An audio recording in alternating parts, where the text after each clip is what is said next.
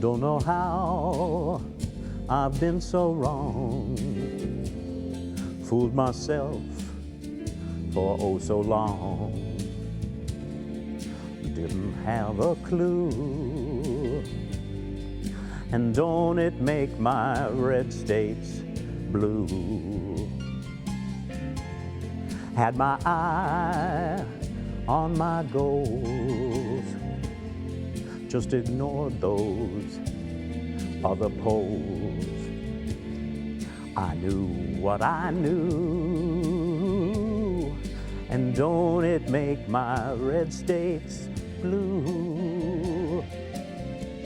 There'd be no worries, there'd be no shocks. I got my numbers from the guys at Fox. Tell me I'm winning and it's all right. Then right down the tubes on election night. Dumped on gals, insulted gays, blacks and browns and victim ways. My rosy-colored view. Now don't it make my red states thought I was ahead states? Don't it make my red states blue?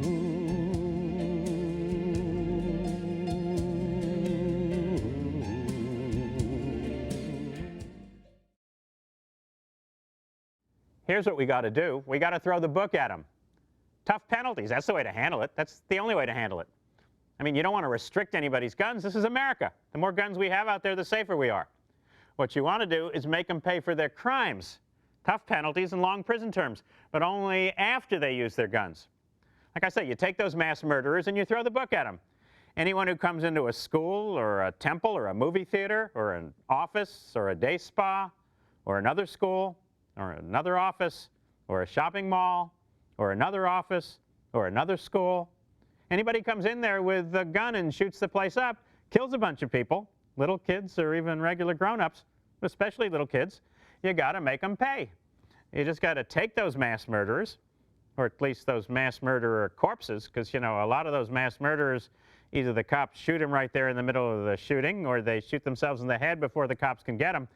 So you don't always take these guys alive. Anyway, you take those mass murderer corpses and you crack down on them. That'll stop them for good, and it'll stop the next guy too, right?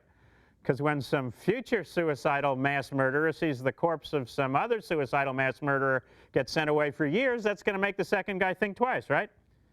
Lets him know he's never going to get away with it, which is exactly what your suicidal mass murderer needs to hear. I mean, you won't stop all of them. You'll never stop all of them. But what are you going to do? Stop them before they shoot the place up? Stop them before they kill a bunch of people, a bunch of kids? How are you ever going to do that? You'd have to, you know, make it harder to buy guns and sell guns and get guns and carry guns and ammunition too. And the NRA would never stand for it. So the politicians would never stand for it. So let's forget about controlling guns, okay? Or even ammunition, okay? Let's just concentrate on those corpses, okay? Just concentrate on the corpses. There's just so much information out there, who knows where to start? How is anyone supposed to tell the facts, the fakes, apart? When it all seems much too much for any brain to comprehend, I can bring your deepest worries to an end. Ask your source one simple question. It'll tell you how to judge if it's info worth exploring or he's gnawing on a grudge. Just a single question separates the gold, the garbage pile. Put your query to your quarry with a smile. Was our President Obama born inside the USA?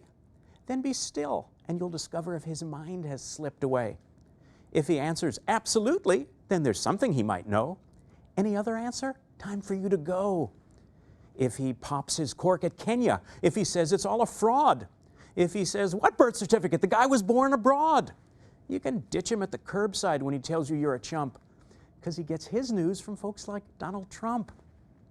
If he stumbles, stutters, mumbles, mutters, tries to duck and weave, thank him kindly for his friendship, wish him best of luck, and leave. Because he wouldn't know the real world if it bit him on the nose. He can't tell his CIAs from UFOs. Was Barack Hussein Obama born inside the USA? It's an easy way to figure. Can you trust what else they say? It's the one-stop shop for crazies. It's the key to La La Land. It's for folks who swear by Rush and Reince and Rand. Are there gators in the sewers? O.J. Simpson, was he framed? Is the grassy knoll the spot from where the fatal shots were aimed? Every era has its loonies with conspiracies galore. But finally, a way of keeping score. Big week on the calendar, huh?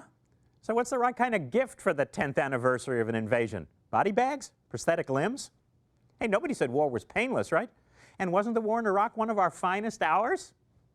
Okay, so the banner may have been a little premature and that whole flight suit thing, but at least we brought them democracy and we calmed things down over there. Okay, so not completely, not yet.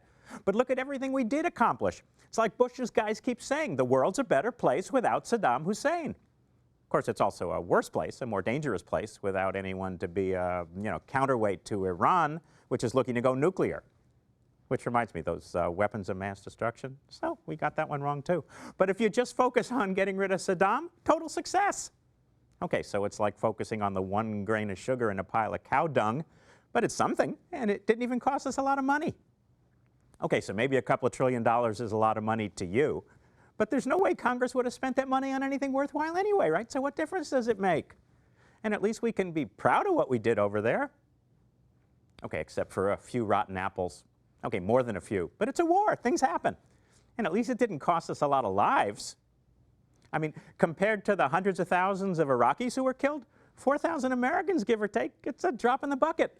Besides, think about all those other guys who would have been killed in past wars, but now because our docs are getting so good and getting so much practice, they don't get killed at all. They're just missing a leg or two, or they got some brain trauma or something. That's progress, isn't it? So absolutely, you got to go with Dick Cheney. Cheney says, if I had to do it all over again, I'd do it in a minute. And I know exactly where he's coming from. And if I was totally lacking a conscience, I'd probably feel exactly the same way. You know, as long as it's somebody else's sacrifice, somebody else's loss. So anyway, what's the right kind of gift for a 10th anniversary? Oh, I don't know. I'm thinking maybe a little remorse?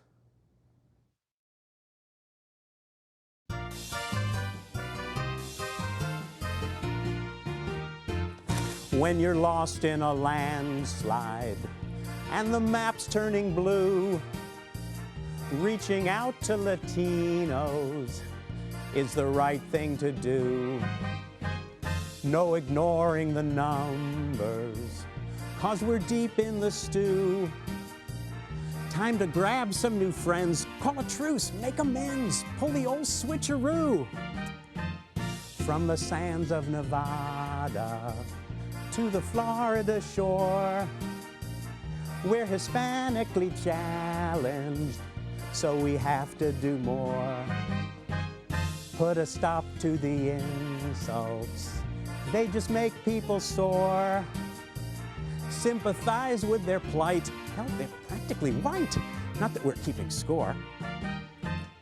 Reaching out to Latinos, offer a kindly hand in Orlando's and Reno's. Time to revise our brand, the Electoral College. Warns of disaster, change coming faster. Latins cavorting, voting and sorting. They'll be deporting you, so dig out of the landslide and escape from the crunch. Drop the tone, lose the fence, use some good common sense. Take Latinos to lunch. Jose!